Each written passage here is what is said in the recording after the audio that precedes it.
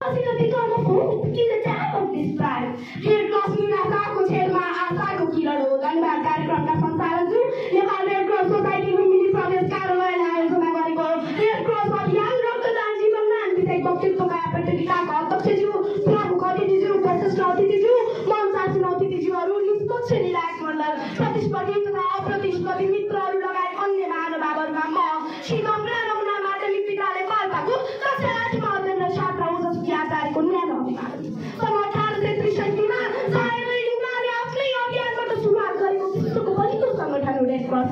विक्रमसम्म 2020 भाद्र 19 गतेबाट नेपालमा रेड क्रसको सुरुवात भएको। म सेवा गर्छु भन्ने मुख्य उद्देश्य र आधार मानेर मङ्गल हिताय बहुजन सुखाय र लोकानुगम पाएको सनातन मान्यतामा अडिग रहेको सेतो भैमा रातो क्लास बोकेको रोग शोक र दुर्व्यसनमा परेकोहरूको लागि सधैँ पहिलो वर्षमा बित्ने मसियाहरूको सबैभन्दा ठुलो सङ्गठन हो रेड क्रस। मानवता निष्पक्षता प्रकोष्ठका स्वाधीनता एकता स्वयंसेवा र विश्वव्यापकता यस्ता सिद्धान्त गर्दै विश्वभरसम्म जहाँ दुःख छ त्यहाँ रेड क्रस। भनौँ मानव सेवा नै धर्म हो भन्ने राष्ट्र निर्माण गर्दै आइरहेको चाहे भूकम्पमा होस् वा बाढी पहिरोमा दुर्घटनामा होस् वा द्वन्द्वमा सधैँ अग्रमोर्चामा रहने रेड क्रसको सामाजिक भावनाको कदर गर्दै सरकारले पनि विक्रमसम्म 2023 श्रावण 12 गतेबाट हाम्रो शरीरलाई अति आवश्यक पर्ने रक्त सञ्चार सेवा सञ्चालनको जिम्मा रेड क्रसलाई दिएर गर्दै रेड क्रसले रक्त सङ्कलन आपूर्ति भण्डारण परीक्षण एवं रक्त सेवा सञ्चालनको लागि विविध अभियान सुरु गरेको छ। श्री अध्यक्ष मुनि रगत के हो? रक्तदान किन आवश्यक छ? रगत हाम्रो शरीरको कोषमा अक्सिजन र पोषक तत्त्व पुर्याउनको लागि अहम भूमिका खेल्ने शरीरमा बहने रातो तरल पदार्थ हो। विभिन्न कारणले गर्दा शरीरमा रगतको मात्रा कमी भयो भने हामीलाई बाहिरी रगतको आवश्यकता पर्छ। तर विडम्बना आजसम्म पनि प्रयोगशालामा रगतको निर्माण गर्न सकिएको छैन। त्यसैले रगतको अभावले मृत्युको मुखमा पुगेको मानिसलाई पूर्ण जीवनदान दिने एउटा प्राय हो। रगतको विकल्प रक्तदान नै हो।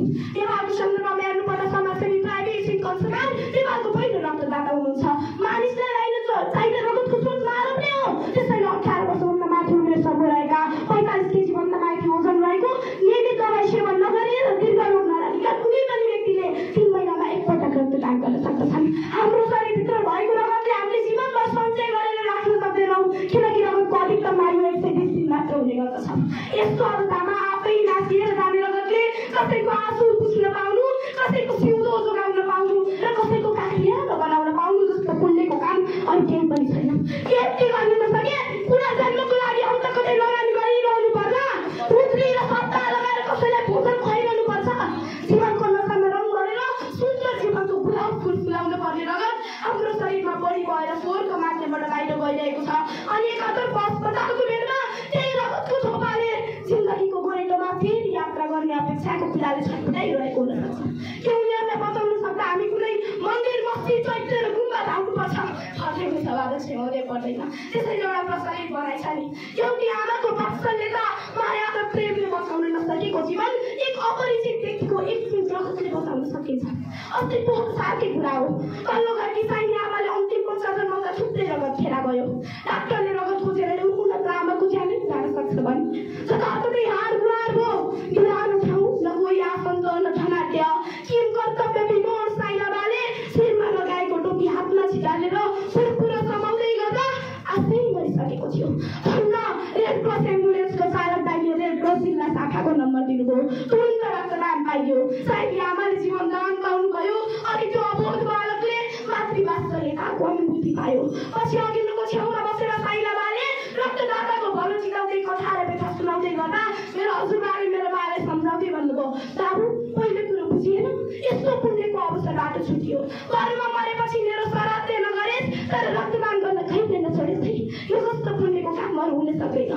जसलाई पनि दिन मिल्ने र उमेर न जात न धर्म न वर्ण न लिङ्ग विवेक रहित अवस्थामा मृत्युको मुखमा पुगेको मानिसलाई पूर्ण जीवनदान दिन मिल्ने संसारमा केही चिज छ भने त्यो रगत हो।